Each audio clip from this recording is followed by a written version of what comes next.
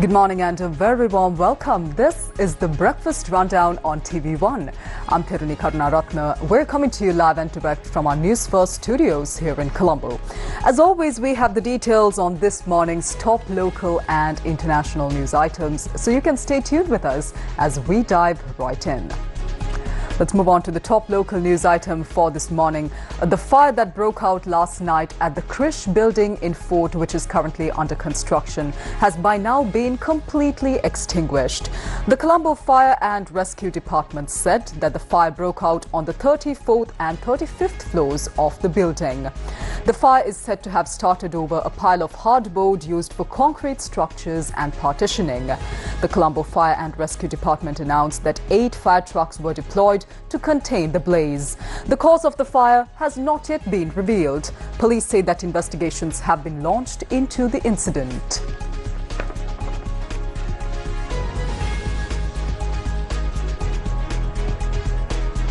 Meanwhile, the IMF says that the country's reforms program has been brought about results. Questions were raised on the matter at the IMF press briefing in Washington, D.C. last night. Let's take a look. So, Zulfiq, let's go to you. Thank you for taking my question. Zulfiq from Sri Lanka. My question is on Sri Lanka. First is, when do you think we can expect the executive board's approval on the next tranche for the island nation? And if there is any delay, what sort of reason is there? Is there more for the government to do?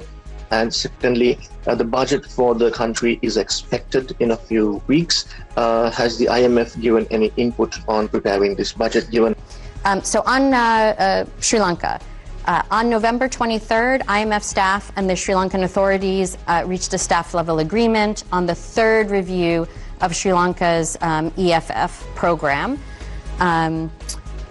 Once approved by the IMF's executive board, Sri Lanka will have access to about $333 million in financing, and we expect the board meeting to take place in the coming weeks.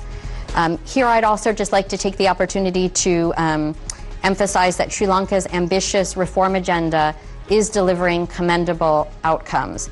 The economy expanded by 5.5% in the third quarter of 2024. Average headline and core inflation remain contained well below the target during the fourth quarter of 2024, and international reserves increased to $6.1 billion at the end of 2024. With respect to the specific question on the budget, what I can share is that the staff-level agreement that I mentioned, which was reached in November, will be presented to the executive board, or is subject to executive board approval, but it's also contingent upon, among other things, implementation by the authorities of prior actions, including submission of the 2025 budget that is consistent with parameters identified under the program. On to more local news for this morning. The Medical Faculty Students' Action Committee staged a protest in Colombo yesterday. Later, the student leaders held a discussion with Prime Minister Dr. Harini Amarasuriya. The protest, which began in front of the Colombo Fort railway station, was centered around several issues, including the resolution of faculty-related problems at the medical faculties in the universities of Wayamba, Sabaragamuwa and Moratuwa, and the preservation of state university education, as well as concerns about private medical universities. The crowd attempted to march towards the presidential secretariat through the Lotus roundabout. However, they were obstructed by the police. Several student activists were later able to go into the presidential secretariat to present their issues, and later they were granted an opportunity to meet with the Prime Minister for further discussions later in the evening.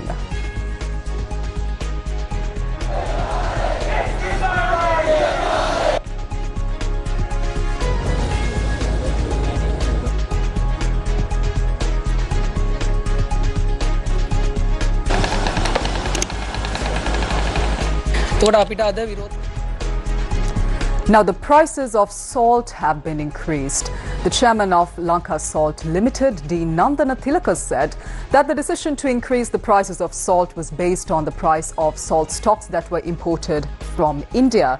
Accordingly, the price of a 400-gram packet of salt has now been increased from 100 rupees to 120 rupees, which is a 20 rupee increase. The price of a packet of crystal salt has also been increased from 120 rupees to 180 rupees. However, he expressed confidence that salt would be available at the previous prices after the 20th of March this year. Meanwhile, the deadline for granting import permits for salt has been extended until the 28th of February. Chairman of the Sri Lanka State Trading Corporation, Ravindra Fernando, said that 11,880 metric tons of salt have already been imported into the country. Let's move on to your weather update for this morning. The Met Department says that mainly fair weather will prevail over most parts of the island. Misty conditions can be expected at some places in the western, Sabaragamuwa, central, Uba and north-central provinces, as well as in the Galle, Mathura, Kurunegala districts during the morning hours. Moving on to a marine weather update now. Mainly fair weather will prevail over the sea areas around the island. Wind speed will be 20 to 30 kilometers per hour. Wind speed can increase up to 40 to 45 kilometers per hour at times, and the sea condition can be fairly rough at times in the sea areas extending from Colombo to Mannar via Puttalam and from Mathura to Puthuville via Hambantota. Shifting your attention to news overseas, our first international news item comes in from the United States. President Donald Trump has signed an executive order sanctioning the International Criminal Court, accusing it of, quote-unquote, illegitimate and baseless actions targeting America and our close ally, Israel. Now, this measure places financial and visa restrictions on individuals and their families who assist in ICC investigations of American citizens or allies. Trump signed the measure as Israeli Prime Minister Benjamin Netanyahu was visiting Washington, D.C. Last November, the ICC issued an arrest warrant for Netanyahu over alleged war crimes in Gaza, which Israel, however, denies. The ICC also issued a warrant for a Hamas commander. A White House fact sheet circulated earlier on Thursday accused the Hague-based ICC of creating, quote-unquote, a shameful moral equivalency between Hamas and Israel by issuing warrants at the same time. Trump's executive order said the ICC's recent actions set a dangerous precedent that endangered Americans by exposing them to harassment, abuse, and possible arrest. Shifting your attention to the Middle East now, an Israeli military court has sentenced a soldier to 7 months in prison after he admitted to aggravated abuse of Palestinian detainees from Gaza at the Sadeh Timan Military Detention Center.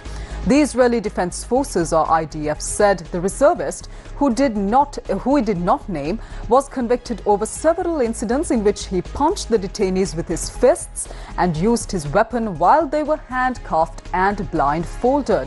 The IDF said that in addition to the prison term, the convicted soldier was also given a suspended sentence and demoted to the rank of private. We have another international news item coming in once again from the Middle East.